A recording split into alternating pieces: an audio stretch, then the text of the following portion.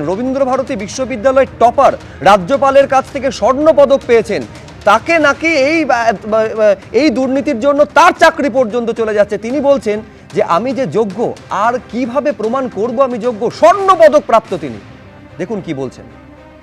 16 সালের SLST joining, 18 সালে first counselling এ আমার চাকরি। আমার ইমোশনাল আউটবার্সটা হয়তো খুব বেশি হবে, কারণ আমার বাবা মা আমার উপর ডিপেন্ডেন্ট। আজকে দিনের পর আমি জানি না যে আমার কি হবে। আমি একমাত্র সন্তান আমার বাবা মায়ের। তো আমি স্কুলে সেরকম একটা খবর পেয়ে আমি ভীষণভাবে ভেঙে পড়েছি। আপনি কতটা যোগ্য? আমি অবভিয়াসলি, কারণ আমি ইউনিভার্সিটি টপার। আমি রবীন্দ্রভারতী ইউনিভার্সিটি থেকে মাস্টার্স কমপ্লিট করেছি। আমি স্নাতক স্তরে, আমি ইউনিভার্সিটি টপার, আমি ফার্স্ট ক্লাস ফার্স্ট। আমি গভর্নরের কাছ থেকে গোল্ড মেডেল নিয়েছি। তারপরে যদি আমাকে প্রমাণ করতে হয় আমি যোগ্য কি অযোগ্য, আমার কিছু বলার নেই। এত বড় মানসিক একটা কাজ, এত বড় অপমান সামাজিক, কিভাবে মেনে নিয়ে গিয়ে চলবো জানি না। আমি মানসিকভাবে ভীষণভাবে ভেঙে পড়েছি। কলকাতা হাইকোর্টের রায় বহাল রইল সর্বোচ্চ আদালতে। এসএসসি 2016 পুরো প্যানেল বাতিল, ফলে 25,752 জনের চাকরি চলে গেল। নিয়োগে ব্যাপক পরিমাণে দুর্নীতি হয়েছে বলে জানালেন সুপ্রিম কোর্টের প্রধান বিচারপতি।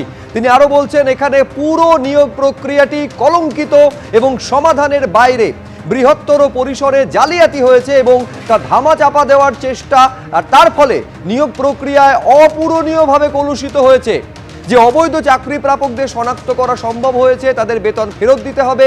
যাদের নিশ্চিত করে অবৈধ বলে শনাক্ত করা যায়নি, তাদের বেতন ফেরত দিতে হবে না।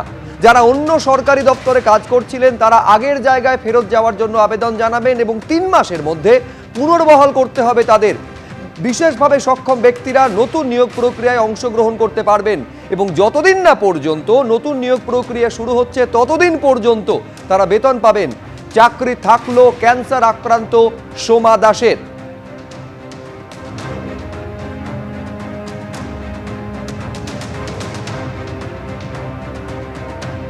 আপনারা জানেন যে কলকাতা হাইকোর্টের রায়ে প্রাক্তন শিক্ষা প্রতিমন্ত্রী পরেশচন্দ্র অধিকারীর কন্যা অঙ্কিতা অধিকারীর চাকরি চলে যায়, তাকে বেতন ফেরত দিতে হয়। সেই চাকরি পেয়েছিলেন ববিতা সরকার, ববিতা সরকারের চাকরিও চলে যায়। সেই জায়গায় চাকরি পান অনামিকা রায়। আজ সুপ্রিম কোর্টের রায়ের পর অনামিকা রায়েরও চাকরি চলে গেল। তারপর কি বলছেন অনামিকা, দেখুন। একটা মানুষের কতবার তার যোগ্যতার পরিচয় দিতে পারে বলুন? একবার এত লড়াই করে এত আমি যে যোগ্য সেটা প্রমাণ করে চাকরিটা পেয়েছি, আবার কিন্তু সেই ওই একই অযোগ্যদের তালিকায় আমাকে ফেলে দেওয়া হয়েছে।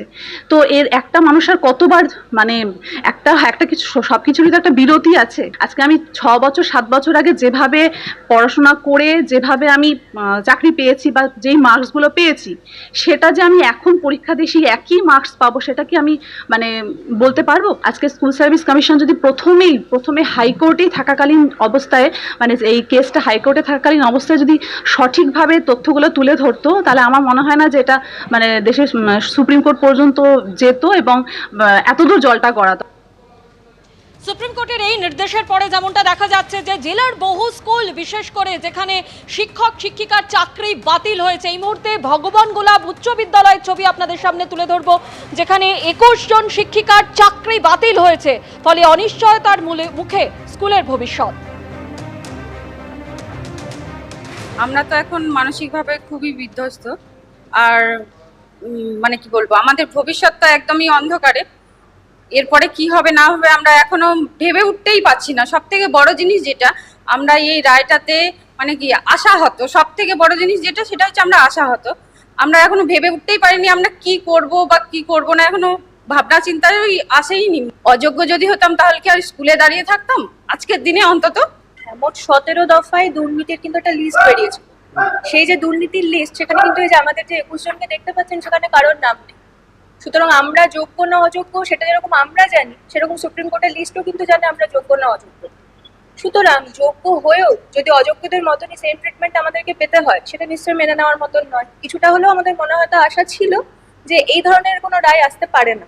কিন্তু হ্যাঁ, যে রায়টা এসছে, সত্যি যেমন বললো যে আমরা সত্যি আশাহত, এটা একদমই আমাদের পক্ষে মেনে নেওয়া সম্ভব। আমাদের সামনে এখন কি আসতে চলেছে, কি হবে না আছে, আমরা সত্যি দিশেহারা। আমরা কেউই জানি না নেক্সট আমাদের কি স্টেপ হতে পারে।